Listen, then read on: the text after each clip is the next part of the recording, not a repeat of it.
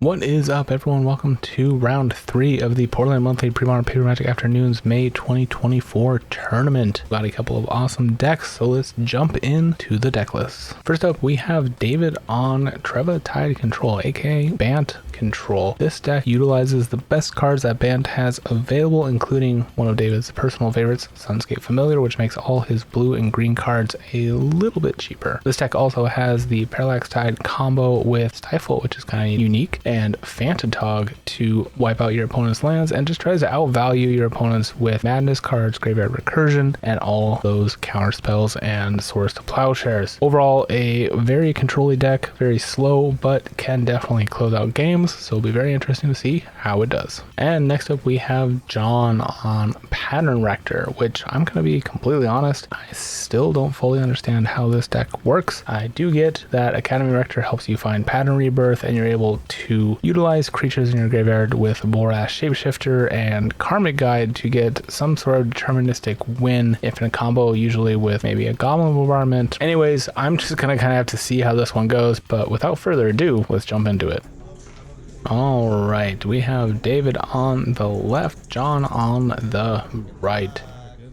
Like I mentioned in the deck text, these are both very value engine based decks, so I think it's just going to come down to who draws the good cards first, but that can be boiled down to most of Magic, I suppose.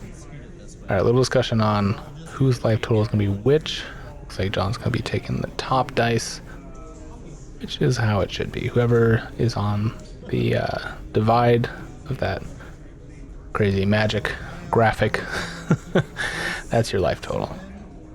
Really just helps us out commentating and of course viewing to see accurate life totals. Totally understand though, it's not always the easiest to people who are used to writing down in paper. I know for one, I definitely prefer paper life total tracking, and we'll do the same paper total and dice whenever on camera, but looks like John's going to start off with a little bit of ramp here. I'm just going to go into a Landwar Elves, taking one off that Landwar Waste. And David's going to play out an island and pass. Ooh, Landwar on the attack. John just going to pass, playing a second land, but still swinging in for one. Could matter. All right. David tapping for 2. Meddling Mage. And what are we going to be naming here? We'll be taking 1. I think at this point in the tournament, David may know that John is on Pattern Rector, and David is a very good player and actually knows what Pattern Rector does. And I'm going to be honest. Oh, no, okay, he's going to give it a read. I'm going to have to give it a read again, too, because I'm going to be honest, this is a relatively newer deck, or at least a deck that's seeing a more surge in popularity. Oh, looks like we're going to get a little touch of color. David is the TO, so sometimes he is required to step in at times where a judge call may take place. But it does give us time to look up Pattern Rector, and I'm sure you guys have already done it, but I'm still working on it.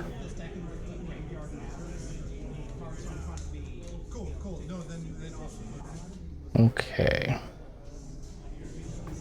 Sorry, Pattern of Rebirth. I'm saying the name of the deck, not the actual card.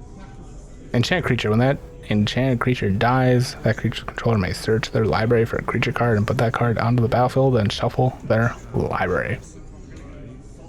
Alright, so you happen to kill that. Oh, we are actually going to be misdirecting that. And it looks like Meddling Mage is on Cabal Therapy. Very interesting. David may be thinking that John is on the rock here. Alright, so we are going to counter that misdirect. And, well, not technically counter, reassign it to Meddling Mage. Alright. So I believe David will get to choose the target for Pattern Rebirth. I believe. I don't know. We're out of my depth here a little bit, to be fair. If someone has a good primer for Pattern Rebirth or Pattern Rector, I would love to see it. Get in the comments. It'll be my favorite. Alright. John here tapping 4 for an Academy Rector, which is the other half of the deck name. Able to find another Pattern Rebirth, which could be relevant. Notably also, a good blocker for the Meddling Mage. And David's swinging in here. Hasn't played out much since the Meddling Mage on Cabal Therapy. Saving up all that mana. Maybe hoping to get a profitable block here. It might have a Swords in hand. Alright, we're just gonna block with the Rector. And that is gonna get Swords, so that will not trigger, unfortunately for John. We'll gain a little bit of life back though.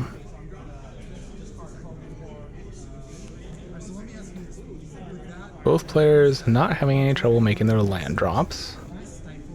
Maybe to the detriment of the action in hand. There is another Pattern of Rebirth. Alright. And a pass. No misdirection, no counterspell, no swords here.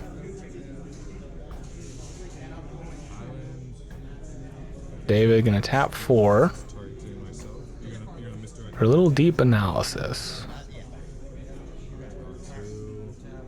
Draw a couple of cards. I think he got a Sunscape Familiar there. Just gonna pass the turn. Not sure what the second card was. Alright. John playing another Reflecting Pool.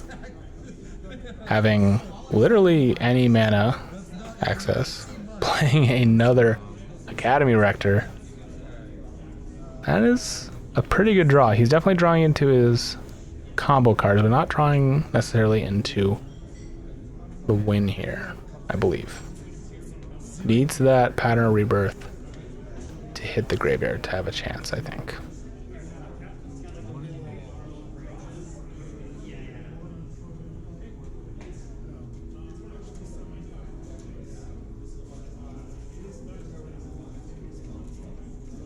David in the tank a little bit here.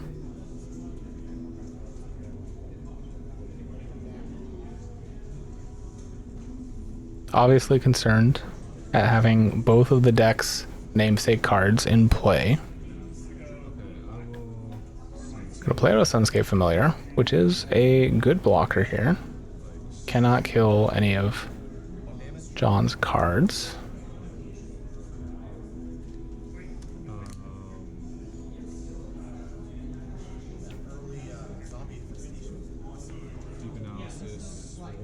And is actually going to flash back Deep Analysis, taking 3.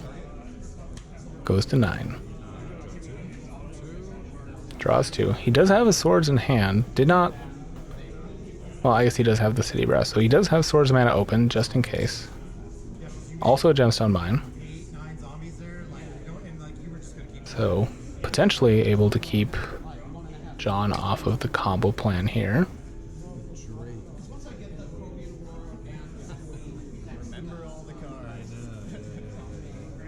I think. Is he passing? Oh, he also has a Quiet Speculation. Get some valuable flashback cards into hand. But you just pass here and see what your opponent does.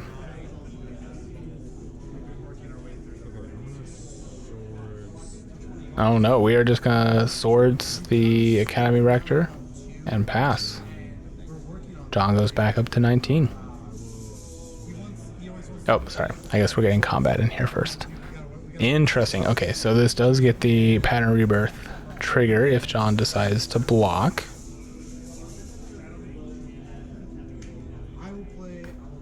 Is that a good block for him, though? He only has 1 card in hand.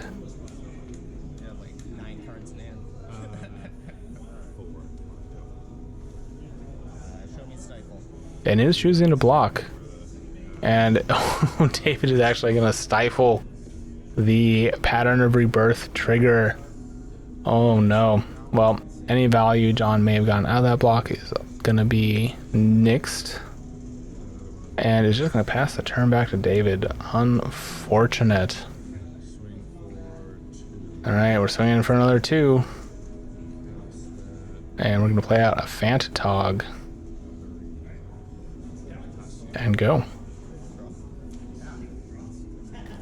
David has been trying Fantatog in replace of cards like Seal of Cleansing or Disenchant because it is also just a creature threat and has been having a lot of good results with it, honestly. It's not as good as a Psychotog necessarily, but in this deck, it's pretty damn good. Oh, and he's got a second one. And John drops down to 14.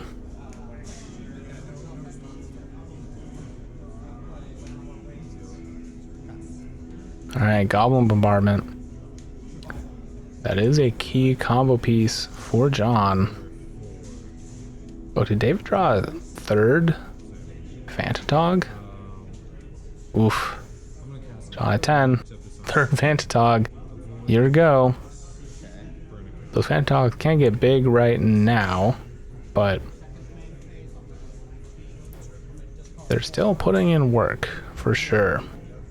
And John honestly needing another blocker here. Alright. Nope. Cabal Therapy has been named. Take that back real quick and just gonna pass. Good call by David to write that down, even though it was missed. Alright, we're swinging in for 5. You're at 10.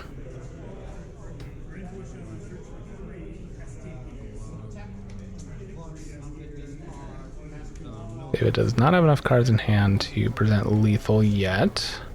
And is this going to be a creature? Is it going to be enough? Nope. That is going to be the end of game number 1. And here we are in game number 2. David is outvaluing John with regular 1/1 beaters. And of course, the Meddling Mage.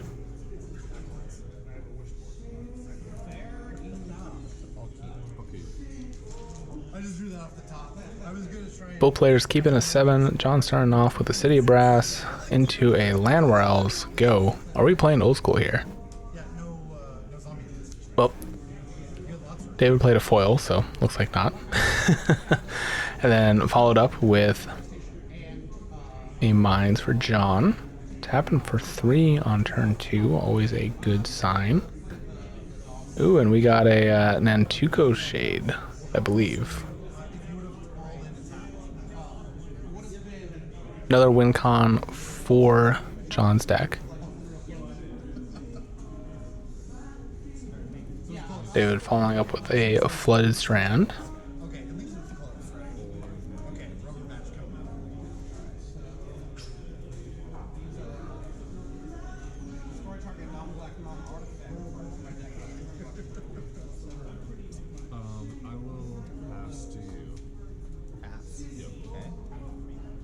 It is just going to pass, it looks like. Interesting.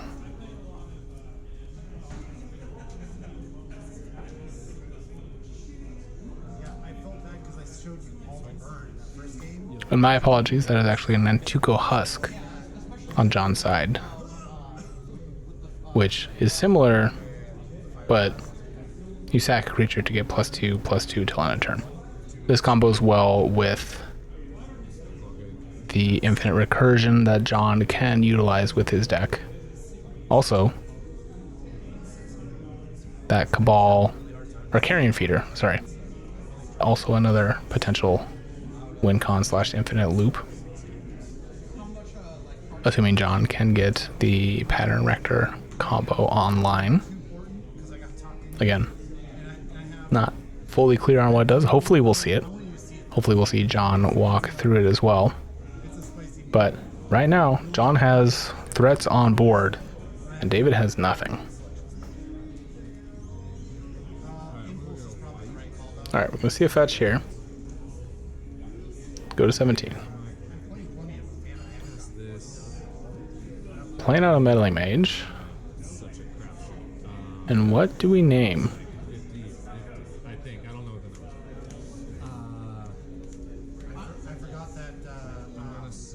number is. John being very kind and getting us a piece of paper. I'd have to imagine it's either going to be Pattern Rector.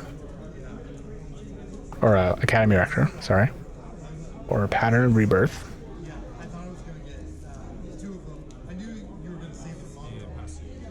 And it is going to be Rector.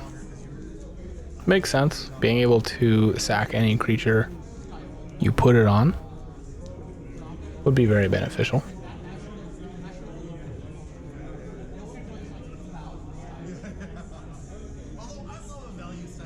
And we just have the Husk. Oh, and the Carrion Feeder swinging in. Threatening a potential trade, which David does not want to do. Gonna take one off the City Brass. Oh, tapping for 3. And Volrash Shapeshifter comes down. Now this card is pretty unique. I hear it is bugged on Magic Online, which is not my area of expertise for sure. But I believe it has the abilities or becomes a copy of the card on top of John's graveyard.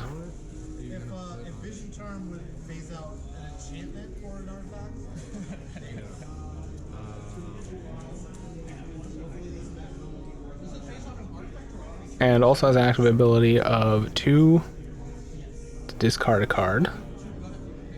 And yes, as long as the top card of your graveyard is a creature card, Volrash Shapeshifter is a copy of that card, except it retains its abilities. So with this card on the battlefield, John could potentially have something busted. But David has a second Meddling Mage coming down. And is actually swinging in with the first. Notably, Volrath is a 1/1 with no copies and no mana, or sorry, a 0/1. No creatures in the graveyard, so it is just a 0/1. John is going to take 2 here. And has been taking quite a bit of damage off of his city. Alright, so we have both Pattern and Rector named. Namesake of the deck, offline here. Ooh, and David has 2 Stifles, a Madness creature. Basically just a lot of action here. A lot of responses. Alright, we're gonna discard the Pattern Rector. Or the Academy Rector, sorry. I'm gonna be mixing up these names the whole time. My apologies. I'm more familiar with Academy Rector for sure. And I would really love to see this deck do its thing. But I'm not sure if I can get there with the amount of hate pieces that David has on the board and in hand. Go ahead. Go to combat. Declare attackers. All right, we are swinging in with everything. Makes sense. That is technically an Academy Rector, not a Volrash Shapeshifter. And of course, Academy Rector gets around a Meddling Mage because you are not casting it. It just enters the battlefield.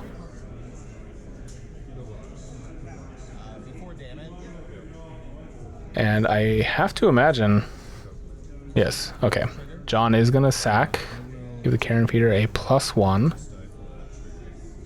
But David is going to stifle that trigger, which, as he should. And that is a very dangerous trigger to have. We'll still take some damage here.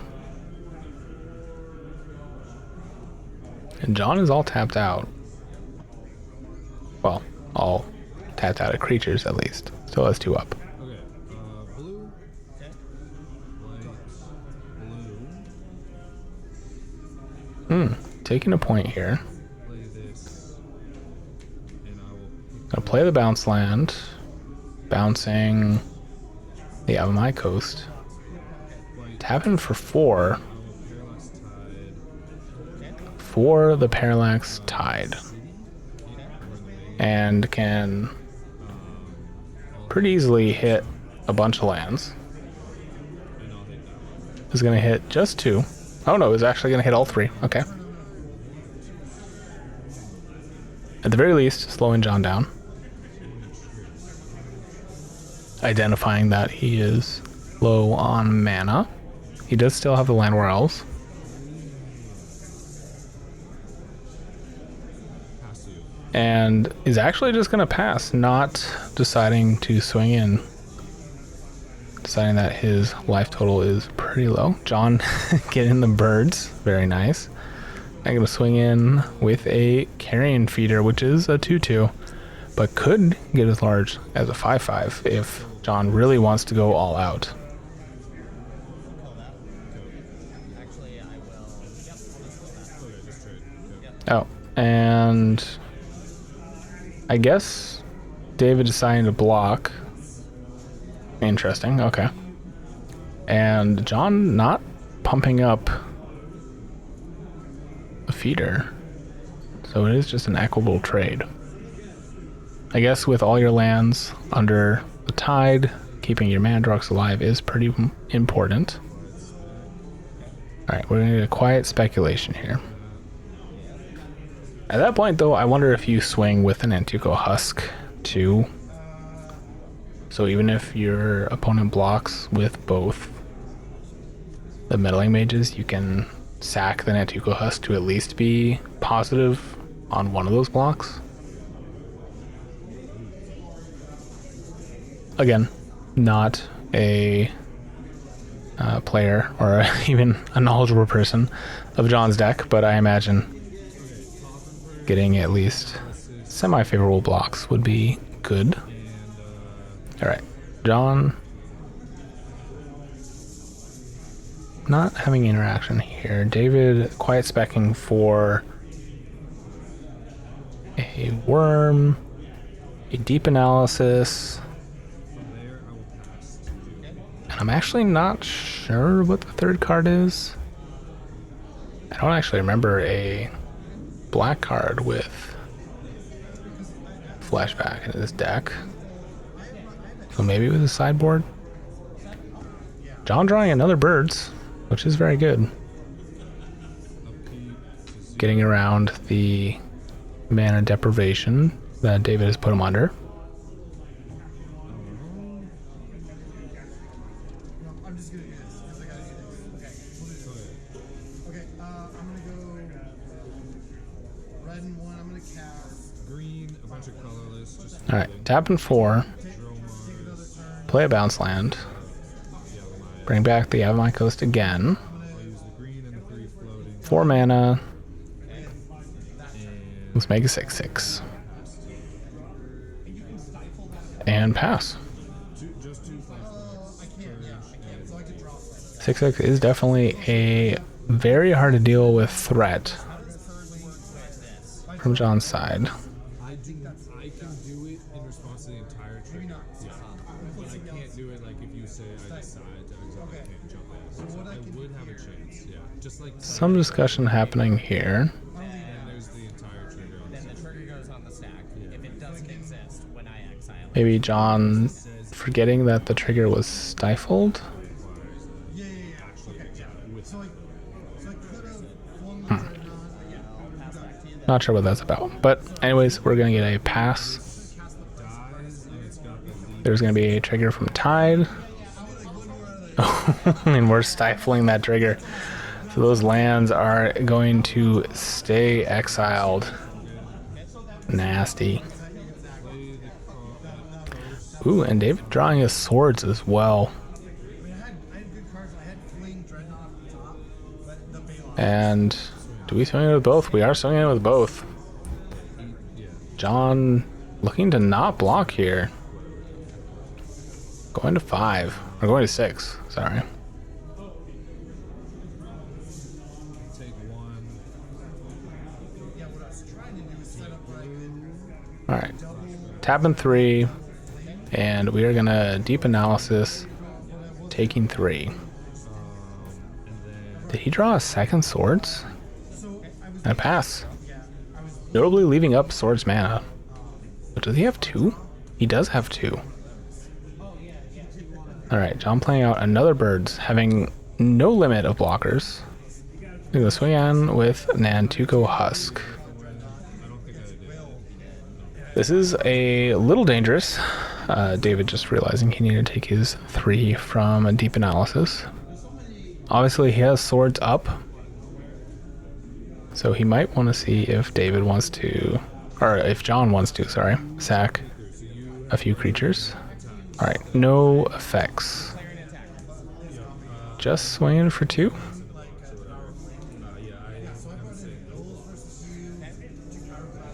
Alright, we're gonna sack 1 creature, make it a 4/4. Sack another creature, make it a 6/6. Is that lethal? In response, nope, we're gonna swords it. Oh man. Alright, well. Maybe a little discussion here happening. I believe David can respond to the second trigger, so it's only a 4/4.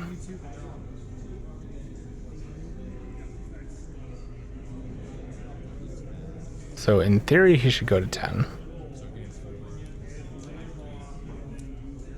And also that Husk is exiled. Yep, there we go. Okay, goes up to 10. Yeah. Pass turn. Will still survive next round. David untaps. Draws a third swords. And at this point, could swords both creatures. And maybe he should. But no, John just taking it all. Oh, it is going to double swords. Oh no, and that is going to be it. John is throwing in the towel, and David takes down game number 2. All right, guys, thank you so much for watching. A little bit of a shame we didn't get to see Pattern Rector do its thing. I know that John did really well in this tournament, so hopefully we see him again on camera, and he can show us what the deck does, because honestly, I would love to see it. Congrats again to David for taking it down, and thank you all for watching. If you've liked, subscribed, done everything you can, and you want to support the channel more, there is a Patreon link in the video description below. Those dollars go towards travel expenses, gear upgrades, all that sort of stuff. I appreciate it, and it goes back into making more pre-modern content. Thank you all again, and I'll see you next time.